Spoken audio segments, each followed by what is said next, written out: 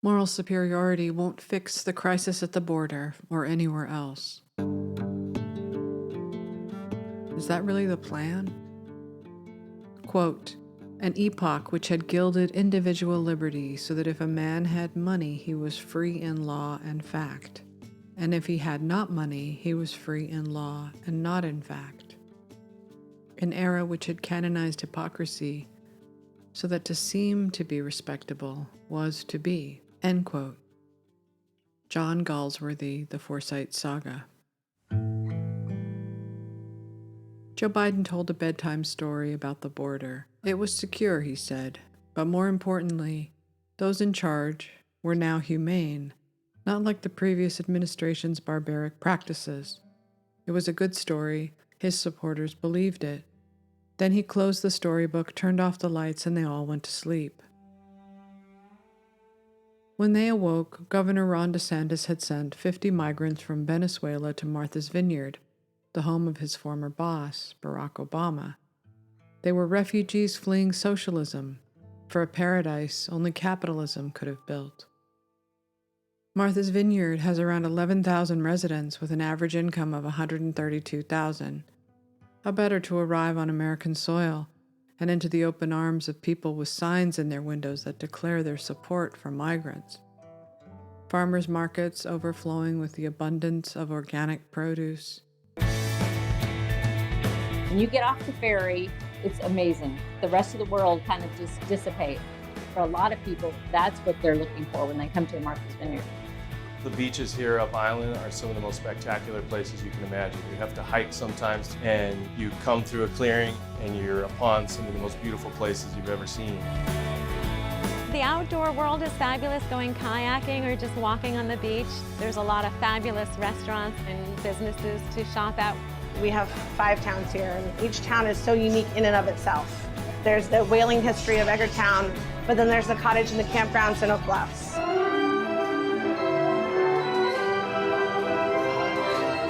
I mean, I hate to use the word utopia, but it is. It's beautiful. It's natural beauty.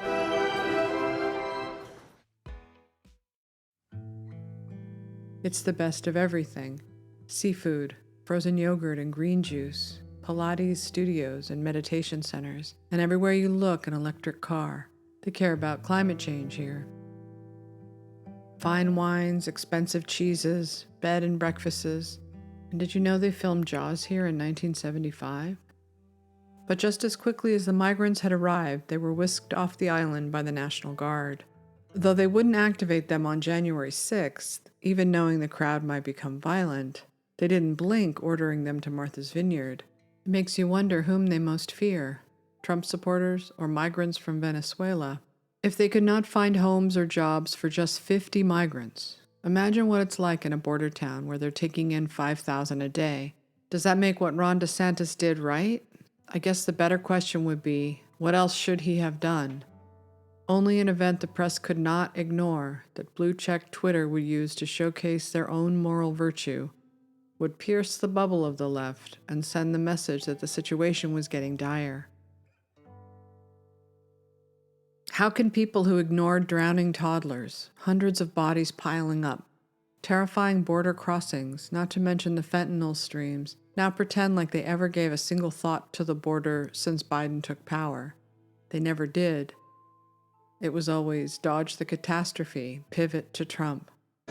A sweltering summer day in Texas, with temperatures topping 100 degrees, contributing to one of the country's deadliest human smuggling cases in recent history. Quite a few of them are already deceased. The tragedy unfolding Monday in a rural part of San Antonio. 46 people found dead in the back of this stifling truck. The first calls coming in just before 6 p.m. The truck driver is running southbound on foot along the railroad tracks. Police say a local worker made the terrible discovery after hearing cries for help. Authorities found the abandoned semi-truck with its doors partially opened. We're not supposed to open up a truck and see stacks of bodies in there. Officials say the likely cause of death, heat stroke. During the Trump years, the migrants were constantly being dragged in front of cameras to help the Democrats with their pitch to oust Trump. They used children in cages, families, and the worst optics they could find to rally sympathy and condemn the right. AOC, who declared the detainment centers to be concentration camps, famously visited and said, quote, "Anyone who's using the word surge around you consciously is trying to invoke a militaristic frame, and that's a problem, because this is not a surge. These are children, and they are not insurgents, and we are not being invaded," end quote. But when Biden finally took power, the story went dark. No one was talking about the migrant families anymore on social media. That meant the Biden administration could safely ignore the problem, knowing they would never be called out by the media, even as the bodies piled up. Under Biden in 2021, they had the deadliest migrant crossings since the Missing Migrants Project began tracking them. For podcast listeners, we're looking at a chart that shows 2021 spike to 558 missing migrants. More crossings, more deaths. You'd think that alone might have waken up the Biden Democrats to do something, especially since most of them believe that it was Biden who invited them to come. His humanitarian approach meant if they showed up, they would be welcomed in. After so many tragedies of toddlers drowning in the river, sexual assaults, and those more nefarious goals like selling fentanyl, it was clear to anyone paying attention that the border was turning into a crisis that could not be controlled. The Biden Democrats, however, took the see no evil, hear no evil, speak no evil approach. This is one big reason why the DeSantis stunt sparked so much outrage on Twitter. Most of them, including the residents of Martha's Vineyard, just have no idea what's really happening outside of their bubble. Maybe they see a report here or there, but it never becomes a real crisis because it never shows up on Twitter.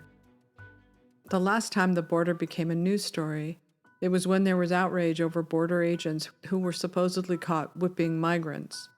That turned out to be untrue, yet in Biden world, they felt no need to apologize for smearing the reps of the agents. Says Jonathan Turley in a blistering op-ed, quote, "After almost a year of investigation, the Biden administration announced the agents would be punished, even though investigators found no evidence that they whipped migrants. As Biden and many other politicians and pundits insisted, since the president declared, before an investigation had begun, that the agents would have to be punished, the agents had to be found guilty of something. So they were reprimanded for, quote, unprofessional conduct, or working in an unsafe manner, and derogatory language. Make no mistake, this is not about protecting migrants. It is about protecting a president," end quote. No outrage, though, for a president and a media who got it that wrong. A trail of catastrophic failures. It isn't that the people on the left or the legacy media don't care. They do care. They just don't care enough to do the rough business of properly running a country or a border. They can't get their hands dirty. They can't be like Trump, even if they've quietly been implementing Trump's Remain in Mexico policy. They have to be seen as the more humane side, even if it means one tragedy after another unfolding across the Rio Grande. Holding on to their moral superiority is so important. They can't even admit that Biden has been doing the same thing with migrants, sending them into various states throughout the country. They will say that they were prepared for them and the residents of Martha's Vineyard were not. But no self-respecting journalist should let them get away with that. I saw somebody on CNN try to say, sending 50 illegal aliens to wealthy Martha's Vineyard is reminiscent of the Holocaust. And I just thought to myself, has the world gone totally mad? I mean, these are voluntary transportation that they're signing up for, but they're given a good ride, they're given everything, and that's just, it's a humane thing to do. What's not humane is what Biden is doing. He's given a false promise, the border's open, luring people to come here for political purposes, and then basically cutting these people loose and leaving them high and dry. What he should say is, our border's not open. There's ways to apply to come to this country, but just simply barreling across the border is not one of them. And I think you can trace all this back to him coming to office and reversing President Trump's policies, not because Trump's policies were wrong. It was all just a big virtue signal because they don't like Trump, so they have to do everything the opposite of him. Well, now I think we've seen with New York City and DC, when they used to beat their chests when Trump was in office saying they were sanctuary jurisdictions, and then the minute Texas starts busing there, then they get very bent out of shape about it. And so let's just do good policy. I am happy that and these are just the beginning efforts. I mean, we've got an infrastructure in place now. There's going to be a lot more that's happening. But I'm glad that this has now put this issue on the front burner, because it really should be on the front burner, because this is an intentional policy that is having really negative implications for not just border communities, but for communities all across the country. The media has utterly failed in holding Biden to account for his border policies. Only Peter Doocy, a one-man Woodward and Bernstein, is brave enough to do the dirty job of asking hard questions. Why should somebody, say, in Laredo, Texas, or El Paso, or Tucson, Arizona, have to have their chance of catching COVID go up because hundreds of miles away there is an open border? Well, there certainly is not an open border.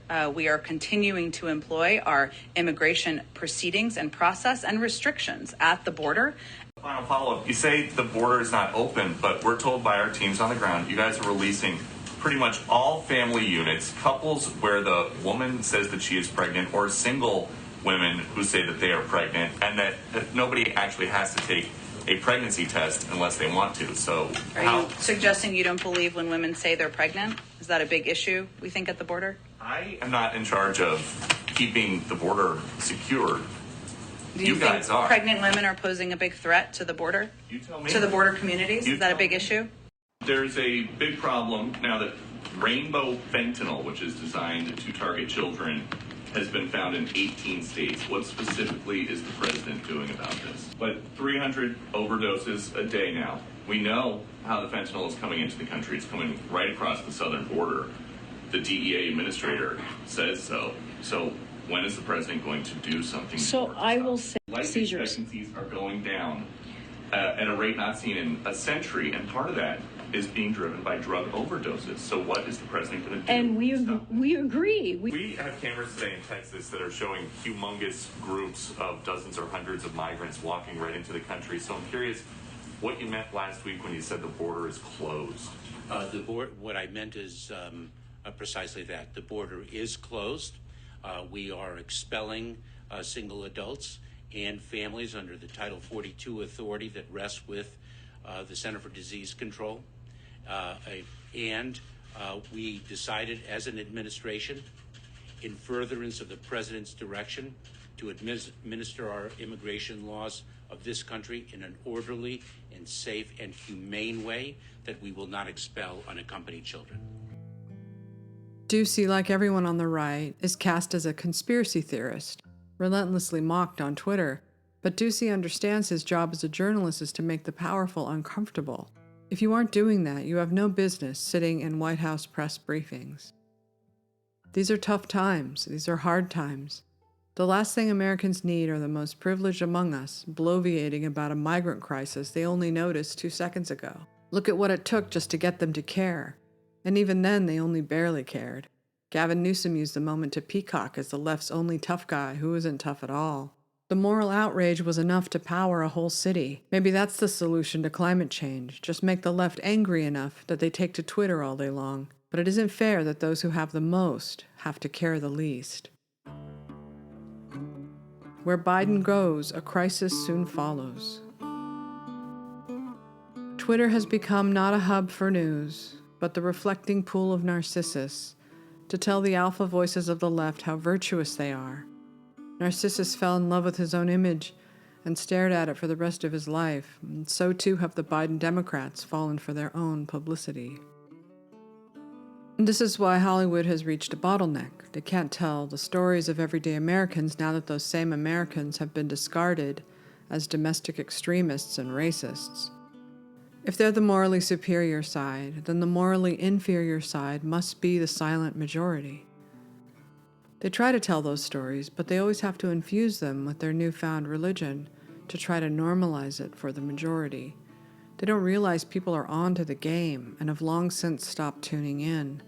The left I once knew used to care about the working class, but now they only really care if they're also ideologically compliant. That's what Orwell's 1984 is about. They pretend to stand for equity and tolerance, but they don't really. I say... Just a minute, just a minute. Now, hold on, Mr. Potter. Just a minute. Now, you're right when you say my father was no businessman. I know that. Why he ever started this cheap penny-ante building alone, I'll never know. But neither you nor anybody else can say anything against his character because his whole life was... Why, in the 25 years since he and Uncle Billy started this thing, he never once thought of himself. Isn't that right, Uncle Billy? He didn't save enough money to send Harry to school, let alone me. But he did help a few people get out of your slums, Mr. Potter. And what's wrong with that? Probably... Here, you're all businessmen here. Doesn't it make them better citizens? Doesn't it make them better customers? You said that what'd you say just a minute ago? They had to wait and save their money before they even thought of a decent home? Wait for what? Until their children grow up and leave them? Until they're so old and broken down that do you know how long it takes a working man to save $5,000? Just remember this, Mr. Potter, that this rabble you're talking about, they do most of the working and paying and living and dying in this community. Well, is it too much to have them work and pay and live and die in a couple of decent rooms and a bath? Anyway, my father didn't think so. A walled-off aristocracy that cares only about their own image can't survive with a majority of forgotten people banging on the castle walls. They do themselves no favors in caring more about the image of Joe Biden where the migrants are concerned than either the migrants themselves or the working class forced to accommodate them.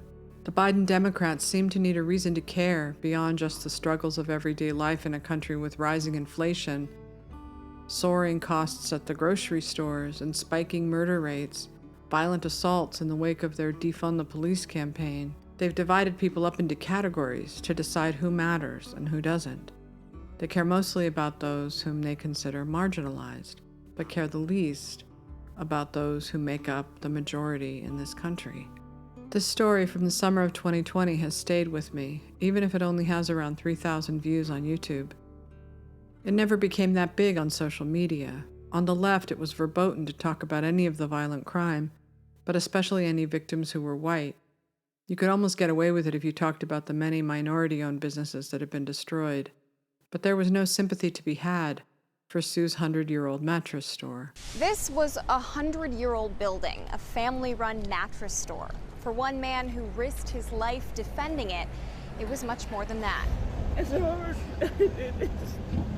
God, this is hard. She surveyed the damage up close for the first time today. Every inch of Sue Moniz and Keith McCarty's mattress store is destroyed. But they've had something else on their minds. Well, someone else. He's teeny, but he loves fiercely, and he's just my hero. I'm sorry, sir. I'm very sorry about that, man. Armed with nothing but a fire extinguisher, 70-year-old Robert Cobb tried to defend his friend Sue's shop from a group of arsonists and looters Monday night. They just threw a bottle at this guy. The whole thing was caught on camera. We want to warn our viewers, it's difficult to watch. Fresh from a double bypass surgery, Robert was standing guard until someone punched him so hard in the face that he collapsed to the sidewalk. I can't. I can't. And I can't even think about how bad it could have been. I mean, it's bad enough. They broke his jaw. Robert playfully dodged our cameras most of the day because he said he wants the story to be about how much the Kenosha community loves his friend Sue. It's funny because Sue said the story is about Robert's bravery. Either way, their reunion was beautiful. Robert's jaw was broken in 2 places and he went in for surgery this afternoon. She's my rock, my inspiration. Even though their shop is rubble. We will rebuild. These owners say they found a silver lining in the violence and destruction that's ravaged their community. And that break in the clouds is a lifelong friend. This is stuff. I mean, it's devastating. It was my livelihood, a lot of memories, a lot of, but it's just stuff. I can't replace that man. That man's not just stuff. Almost 3 days later, the building is still smoking. The owners tell me they want to rebuild in a different location, but it's too soon to know the timeline. The Danish Brotherhood next door has invited them to move with them, to be their neighbors again when they rebuild. Nothing in this country has been the same since that summer. It was a real revolution that impacted every major institution in this country. There was an America before 2020 and an America after 2020. Most of this just isn't discussed, at least not on the left. Had things gone well when Biden took power, perhaps we would not be where we are now. But that isn't how it's gone, as Victor David Hansen lays out. There's a guy in rural Pennsylvania that's family had been 4 generations from World War II to Korea to Vietnam, and he was going to go over there and God knows where and die for this agenda. And that's how they existed. But when they take power and they destroy the energy industry, and when they destroy the military, and when they destroy the reputation of the FBI, there's no there anymore. And so the people who kept the country running and allowed these people to be professors and lawyers and media critics, they're the frill. They're the hair and the nails. They're not the muscles and the organs of the organism. And when you start attacking those people that make the country run, and it's not just white, I'm not saying white, it's everybody of the middle and working muscular classes. They warred on them. And when you don't want them in rebellion, because they'll shut. We saw that during the COVID shutdown. When they stop working, or when they, and half of them stopped working, they couldn't work, their businesses were destroyed. And then the other half were the only people that kept the country running. The Amazon delivery, the guy who kept, he was still irrigating the Great Vineyard, the guy who was still out there welding. So that's who kept the country going. And we all can't sit in our house terrified of COVID, live by Zoom and have somebody knock on the door with our dinner and our Amazon delivery. That takes real people. And if you offend those people, as we're doing, and what's the real revolutionary thing in the United States now is the left was so obsessed with race, it's almost that their hubris brought on nemesis, because now what's happening, you're starting to see a subtle but definite trend that people who the left calls non-white feel there's a war against them. If you're a Mexican-American painter, or you have 10 people working in your electrician business, you don't want people going into your diocese and disrupting it over transgendered issues. You don't want partial birth abortion. You don't want critical race theory. You don't want somebody playing the knock-up game where they walk up to somebody and hit them in the head on a street in New York and they're out the same day. So they're offending those classes, and they're creating a new political reality of class, I think, is starting to slowly reassert itself. And that if Republicans are wise, they'll be able to take advantage of that. Even if the media won't cover the dystopian nightmare this country is becoming at the hands of disconnected leaders, the people are noticing.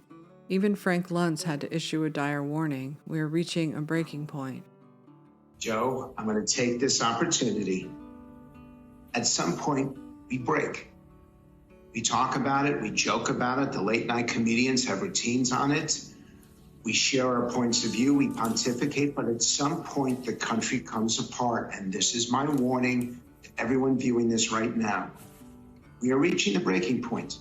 We're reaching it politically in our inability to talk and listen to each other. We're reaching it economically in our inability to provide for ourselves and our families. We're reaching it socially with so many of these divisions. Mika, Joe, this is serious. This is significant. And someday I don't want us to look back on this moment and say, well, we heard it. We knew from Americans how they felt, but instead of solving the problems, we made them worse. God help us if that's how we look at this moment. America is in a very dark place right now, a dangerous place. It's hard to watch the people on the upper decks of the Titanic demand only favorable coverage of the messes they make that they expect others to clean up. The Biden Democrats and the blue checks on Twitter should not be surprised if Americans turn out in record numbers to send them packing before they turn this country into the kind of country those who migrate here are so desperate to escape. Yeah. We wrote a song. About Martha's Vineyard invasion. This is tragic. Hashtag Martha's Vineyard strong. Pound Martha's Vineyard. Bring your hungry. Bring your weary. Bring your sick. And bring your poor. But keep your ass off Martha's Vineyard. Don't come back no more.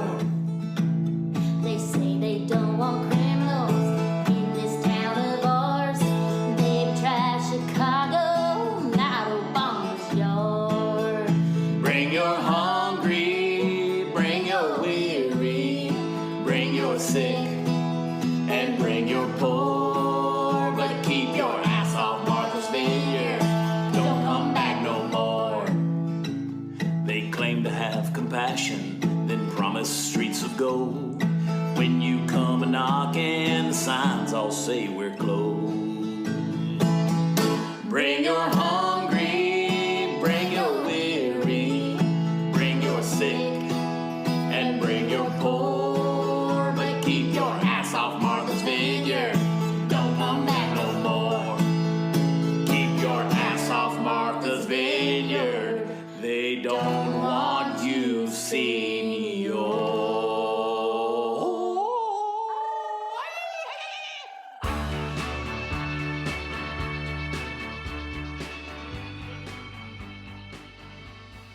Thanks for listening to my Substack, and welcome to all new members who might be listening to this. The address is sashastone.substack.com.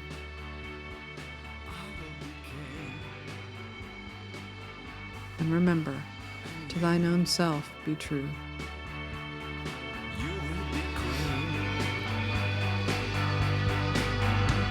From nothing will drive them away. We can beat them just for one day. We can be heroes just for one day. And you can be me. And I'll drink all the time. 'Cause we're lovers, and that is a fact. Yes, we're lovers.